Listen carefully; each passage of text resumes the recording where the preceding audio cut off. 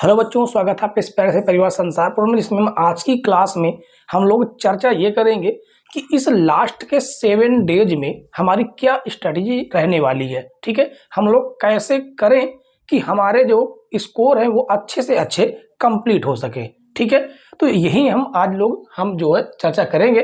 देखिए, यहाँ पर लिखा गया है कि बोर्ड एग्जाम में 100% यही प्रश्न आएंगे। यही प्रश्न का मतलब है कि यही नहीं आ सकते, हूबहू ऐसे ही प्रश्न आएंगे। ठीक है, तो जितने भी चैप्टर हैं उन चैप्टरों में से मुश्किल से 3 से 4 क्वेश्चन हमें ऐसे लगाने हैं जो मोस्टली इंपॉर्टेंट क्वेश्चन है, आते ही आते हैं। उन क्वेश्चनों को हम लोग डिस्कशन करेंगे। ठीक है, और सारे के सारे क्वेश्चन एक हफ्ते में, यानी कि आपको पता है कि 27 तारीख को आपका बोर्ड एग्जाम लगा हुआ है। ठीक है, तो मात्र हमारे पास 7 दिन ही है जिसके अंतर्गत हम लोग पूरे चैप्टर यानी 1 से लगा के 15 तक के चैप्टर को रिवाइज करने वाले हैं। ठीक है, तो एक एक क्वेश्चन, एक एक जो चैप्टर है मोस्ट इंपॉर्टेंट रहने वाला है आपका। ठीक है, तो हम लोग आज से ही शुरू कर रहे हैं और हमारे साथ अंत तक बने रहिए। अगर आपने अभी तक कुछ नहीं पढ़ा है तो बस इतना ही पढ़ लीजिए, आपके बहुत ही अच्छे अंक आप लोग अर्जित कर पाएंगे। ठीक है, तो शुरू करते हैं। लिखा गया, सिद्ध कीजिए कि √3 एक अपरिमेय संख्या है। अब ऐसा भी हो सकता है कि इस √3 की जगह पर क्या हो सकता है, √5 हो सकता है, √2 भी हो सकता है, यहां पर √7 भी हो सकता है। तो इसके कहने का मतलब ये है कि क्वेश्चन आपका हूबहू ऐसा ही रहने वाला है। 100% कंफर्म है, आप लिख के रख लीजिएगा, ये क्वेश्चन आएगा ही आएगा।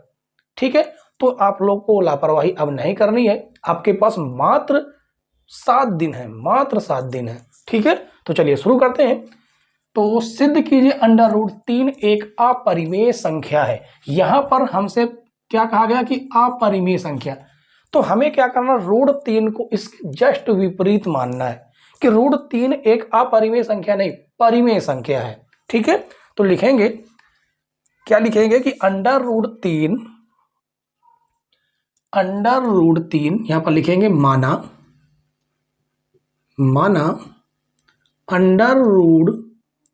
√3 एक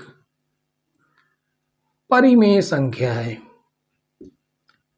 परिमेय संख्या है। ठीक है, ये हमें मान लेना है। ठीक है, अब इसके बाद हम क्या करेंगे, इसके बाद हमें जो है क्या करना है, इसे लिखेंगे कि √3 एक परिमेय संख्या है जिसे P/Q के रूप में लिख सकते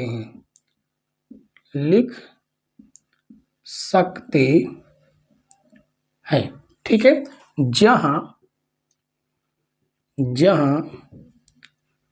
P तथा Q सह अभाज्य संख्याएं हैं, सहअभाज्य संख्याएं हैं। ठीक है, और Q = 0, Q 0 नहीं होगा, बाकी कुछ भी नंबर हो सकते हैं। ठीक है, अब सहअभाज्य संख्या का मतलब क्या है, ऐसी दो संख्याएं जिनका मासा यानी HCF मात्र 1 होना चाहिए। ठीक है, तो इसे हम लिख देते हैं कि √3 बराबर P/Q। अब इसे दोनों पक्षों करेंगे वर्ग, लिखेंगे दोनों पक्षों का वर्ग करने पर करेंगे वर्ग, तो ये हो जाएगा √3 का होल स्क्वायर बराबर P/Q का होल स्क्वायर। √3 का तो आपका 3 आएगा, ये हो जाएगा P² बटे में Q²। इसके अंदर मल्टीप्लाई कर देंगे तो आ जाएगा 3q² बराबर p²। ठीक है, इसको हम बना देते हैं समीकरण 1 और यहां पर हमें लिखना होगा। क्या लिखना है वो देखिएगा।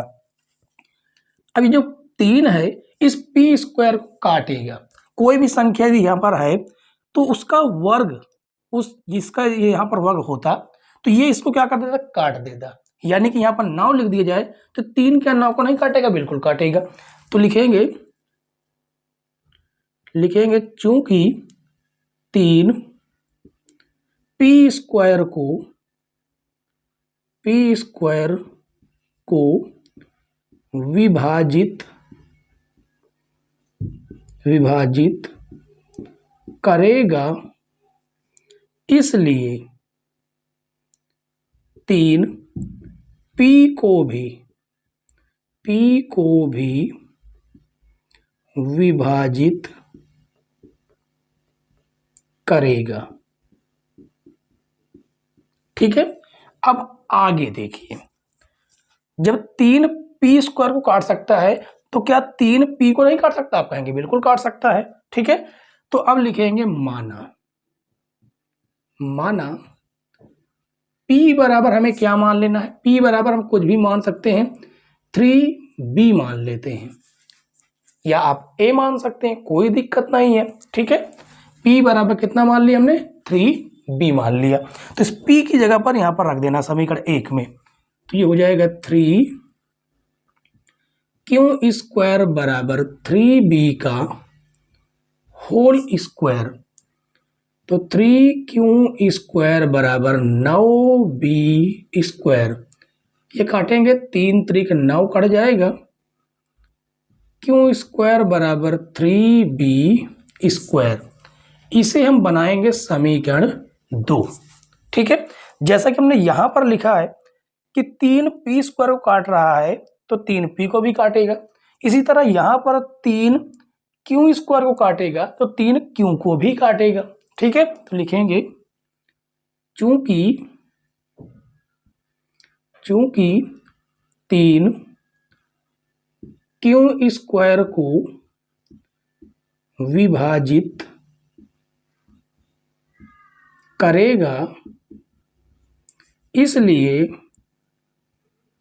3 q को भी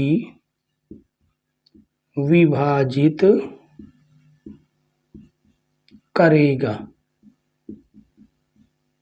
ठीक है, अब हमें क्या करना है, अब ये जो 3 था ये p को भी काट रहा, q को भी काट रहा, जबकि हमने यहां पर कहा था p तथा q एक क्या है, सह-अभाज्य संख्या है। p और q किसी और संख्या से नहीं काट सकते, जबकि समीकरण 1 और 2 से हमें पता चला कि p और q तो 3 से कट रहे हैं। तो इसका मतलब 3 जो है p और q का क्या है, गुणनखंड है। तो लिखेंगे समीकरण 1 व समीकरण 2 से स्पष्ट है कि p व q के 3 गुणनखंड है। 3 गुणनखंड है कौन, क्योंकि p और q को 3 क्या कर रहा, काट रहा, जिसकी वजह से जो 3 है ना, ये 3 p व q के कहा है, गुणनखंड है। ठीक है, गुणनखंड है जो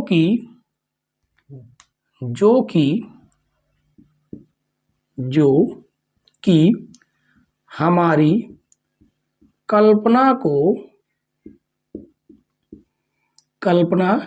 का विरोध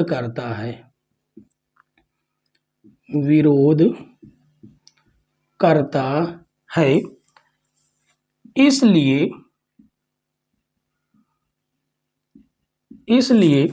√3 एक अपरिमेय संख्या है। √3 एक अपरिमेय संख्या है। ठीक है, तो उम्मीद है बच्चों कि क्वेश्चन आपको पूरी तरह समझ में आ गया होगा। कहीं भी कोई भी डाउट हो, कोई भी दिक्कत हो तो आप लोग कमेंट्स जरूर कीजिएगा। हम उस क्वेश्चन को अगले वीडियो में, अगले क्लास में और अच्छे से एक्सप्लेन करने का प्रयास करेंगे। ठीक है, तो चलिए क्वेश्चन नंबर 1 के बाद अब हम अगला क्वेश्चन देखते हैं जो कितना मोस्ट इंपॉर्टेंट है। अधिकतर क्वेश्चन ऐसे ही पूछे जाते हैं एग्जाम में। ठीक है, तो शुरू करते हैं क्वेश्चन नंबर 2। दूसरा प्रश्न देखिए दोस्तों, दूसरे प्रश्न में कहा गया कि सिद्ध कीजिए कि 5 प्लस रूट 3 एक अपरिमेय संख्या है। अब इस क्वेश्चन की जगह पर इतना जो है, इसकी जगह पर और क्या हो सकता है, और ये हो सकता है कि 5 प्लस अंडर रूट 2 एक अपरिमेय संख्या है। ऐसा भी हो सकता है कि 3 प्लस 7 अंडर रूट 3 एक अपरिमेय संख्या है। यह भी हो सकता है कि 3 रूट 7 एक अपरिमेय संख्या है। तो इस तरह से किसी अपरिमेय संख्या के साथ कुछ जुड़ सकता है, कुछ नंबर, कुछ घट सकता है, कुछ गुणा हो सकता है, कुछ भाग हो सकता है। तो कोई भी संख्या किसी अपरिमेय संख्या के साथ, कोई भी संख्या का मतलब है कि वो परिमेय होना चाहिए, और कोई भी परिमेय संख्या किसी अपरिमेय संख्या के साथ यदि जुड़ जाती है, घट जाती है, गुणा होती है, भाग होती है, तो खुद तो अपरिमेय थी, साथ में अपने साथ परिमेय संख्या को भी अपरिमेय संख्या बना देगी। समझ में आया कि नहीं? चलिए, तो हम इस बार क्या सिद्ध करने वाले हैं कि सिद्ध कीजिए कि 5 प्लस रूट 3 एक अपरिमेय संख्या है। तो यहां पर हम लिखेंगे माना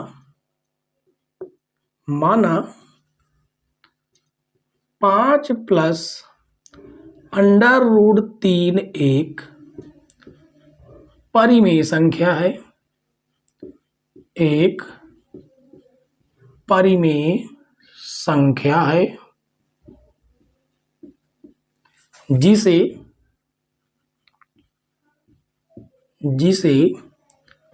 P बटे क्यू, P बटे क्यू का मतलब अंश बटे हर के रूप में, ठीक है, P बटे क्यू के रूप में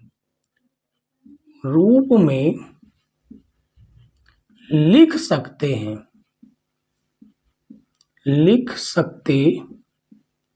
हैं जहां P तथा Q सह अभाज्य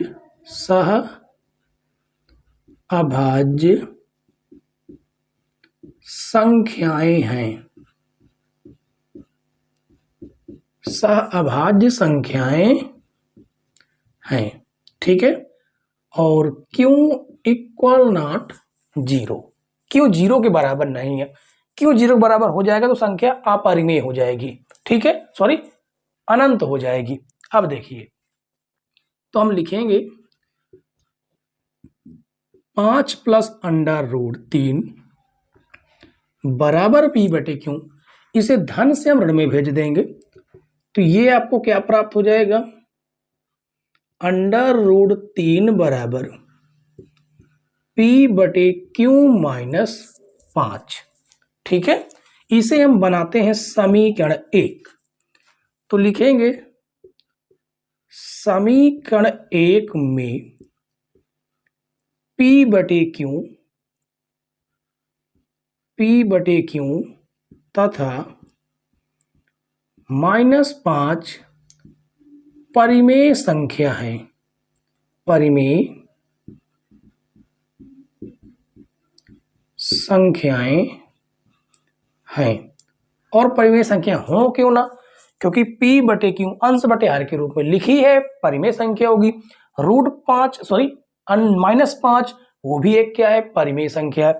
इन दोनों का अंतर भी परिमेय संख्या आएगा। किसी भी परिमेय संख्या का अंतर निकाले, किसी भी दो परिमेय संख्या हो, परिमेय संख्या का अंतर परिमेय संख्या ही होता है, ठीक है। तो लिखेंगे परिमेय संख्या है, इसलिए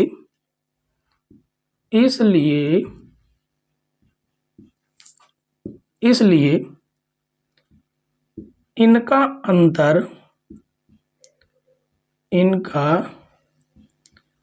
अंतर भी परिमेय संख्या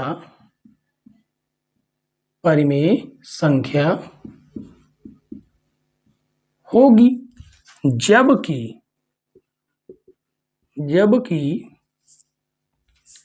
यह एक विरोधाभास है।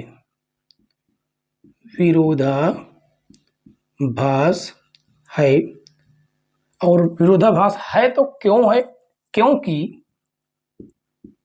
क्योंकि हम जानते हैं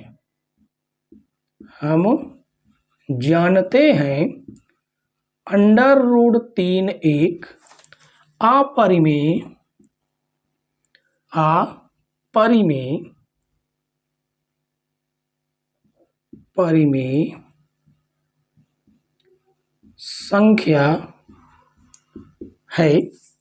अपरिमेय संख्या है।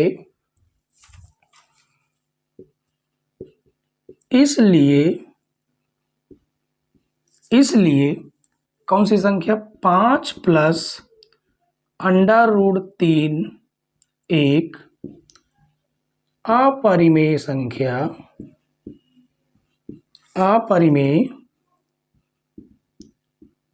संख्या होगी। ठीक है। अब अगर आपने पहला क्वेश्चन सॉल्व कर लिया है कि √3 एक अपरिमेय संख्या है, तो हम सीधा सिंपल सा इतना ही करने के बाद ही हम लिख सकते हैं बिल्कुल राइट है, एक भी नंबर आपका नहीं कटेगा। ठीक है। अब तो देखिए, अब क्वेश्चन नंबर 2 के बाद जो तीसरा प्रश्न है ना, वो बहुत इंपॉर्टेंट है। इंपॉर्टेंट क्यों है, आइए चलिए समझते हैं। ठीक है। इसकी स्क्रीनशॉट एक बार ले लीजिएगा। इसके बाद हम किसको करते हैं? रफ। ठीक है। इसको रफ करके उसका हम फार्मूला आपको बता देते हैं। उसके बाद जो है हम क्वेश्चन की ओर बढ़ेंगे। उम्मीद है बच्चों कि दोनों के दोनों प्रश्न आपको समझ में आ गए होंगे और इन्हें करके आपको पेपर में जाना ही जाना है। इससे आपके 8 नंबर फिक्स हो जाते हैं। 8 नंबर क्यों फिक्स हो जाते हैं? ये क्वेश्चन आपका मात्र कितने नंबर का आएगा? मात्र ये आएगा आपका 4 नंबर का ये क्वेश्चन। ठीक है। इसके पहले जो क्वेश्चन था वो भी आपका 4 नंबर का ही है। ठीक है। और ये तीसरा प्रश्न बताने वाले हैं ये आपका मात्र 2 नंबर का आता है। फार्मूला कौन सा है? आपको पहली संख्या दे दी जाएगी, पहली संख्या मान लेते हैं पहली संख्या आपकी a है। ठीक है। आपको दूसरी संख्या भी शायद दे दी जाए, दूसरी संख्या मान लेते हैं b है। एलसीएम आपको दिया जाएगा। ठीक है। एलसीएम मान लेते हैं x है। एचसीएफ शायद आपसे पूछ ले, तो इसका सिंपल सा फार्मूला है पहली संख्या गुणे पहली संख्या। इसको थोड़ा सा रफ करते हैं, लिखेंगे पहली संख्या गुणे दूसरी संख्या बराबर एलसीएम गुणे एचसीएफ। इस फार्मूले से एक क्वेश्चन आता ही आता है 100%। तो ये थे आपके 3 क्वेश्चन, 2 हमने करवा दिया, तीसरा इसके बाद हम करवा देते हैं। ठीक है। बस हमारे साथ अंत तक बने रहिए। हम आपसे मात्र कितने दिन मांग रहे हैं? 7 दिन, 1 हफ्ते। और 100% आप लोगों को गारंटी देते हैं कि अच्छे मार्क्स से आप लोग पास होंगे। ठीक है। तो चलिए क्वेश्चन नंबर 2 के बाद हम लोग अब शुरू करेंगे क्वेश्चन नंबर 3। क्वेश्चन नंबर 3 देखिए। अब क्वेश्चन नंबर 3 में कहा गया कि दिया है HCF बराबर 18। अब ये क्या है? ये आपकी वो 2 संख्याएं हैं, पहली संख्या दूसरी संख्या। ज्ञात कीजिए एलसीएम। ये आपकी दोनों संख्याएं हैं, एलसीएम हमसे पूछा गया है। सिंपल सा क्वेश्चन है। ठीक है। यहां पर हम लिख देंगे पहली संख्या, पहली संख्या कौन सी आपकी पहली संख्या? पहली संख्या आपकी 252। दूसरी संख्या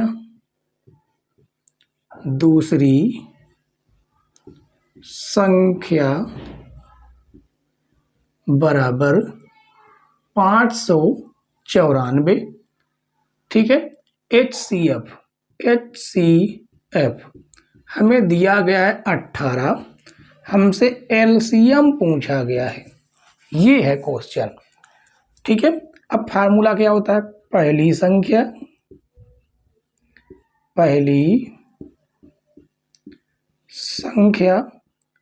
गुणे दूसरी संख्या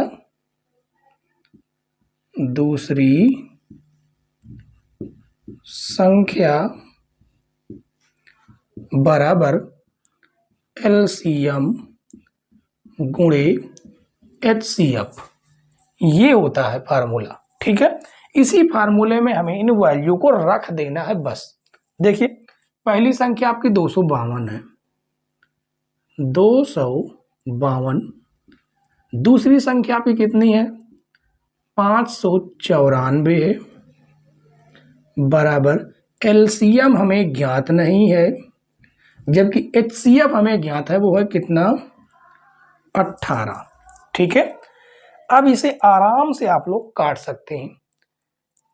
कितने से काटेंगे वो समझिए। 18 को इसमें भाग देना है, ये आपका गुणे से कहाँ आएगा? भाग में।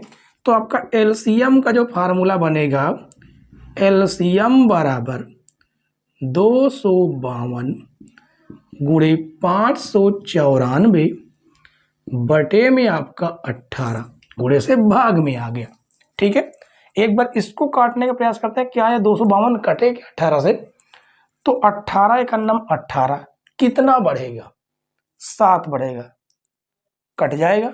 देखिए 18 एक अन्नम 18, 18 एक अन्नम 18, कितना बढ़ गया? 7, और ये हो गया 72। तो 18 चौको 72, 18 तिक्का 54, 18 चौक 72, यानी आपके पास आ गया 594 गुणे 14। अब इसका गुणा आप आराम से कर सकते हैं। जैसे इसका आप लोग गुणा करेंगे तो आप पाएंगे कि 8316 आपका आंसर आ जाएगा। ठीक है। तो यकीन मानिए बच्चों कि इन 3 क्वेश्चनों में से हूबहू ऐसे ही क्वेश्चन आपको देखने को मिलेंगे। ठीक है। हम ये नहीं 100% कह सकते कि यही क्वेश्चन होंगे, बस अंक बदले होंगे, मेथड सेम होगा। ठीक है। तो इस तरह से आपको ज्यादा से ज्यादा अंक आपको अर्जित करने हैं, वो क्वेश्चन आपको पढ़ने हैं हर चैप्टर से। बस आपको हमारे साथ लगे रहना है। अगर चैनल को सब्सक्राइब नहीं किया तो चैनल को जरूर सब्सक्राइब कर लीजिए। ठीक है। डेली के डेली आपको इसी टाइम पर डेली 4 बजे आपको क्लास उपलब्ध करा दिया जाएगा। ठीक है। तो आप लोग लगे रहिए। मात्र हमें 7 दिन चाहिए, 7 दिन आप लोग हमारे साथ जुड़े रहिए, उसके बाद आपकी मर्जी है। ठीक है। तो चलिए अब हम लोग अगली क्लास हम लोग अगले दिन करेंगे। अगले दिन क्या कि आपको जो है 2 घंटे के अंतराल में, इस 2 घंटे के अंतराल में आपको अगली क्लास मिल जाएगी। ठीक है। तो इसके बाद अगली क्लास का आप लोग वेट कीजिए। तब तक के लिए बाय बाय, टाटा।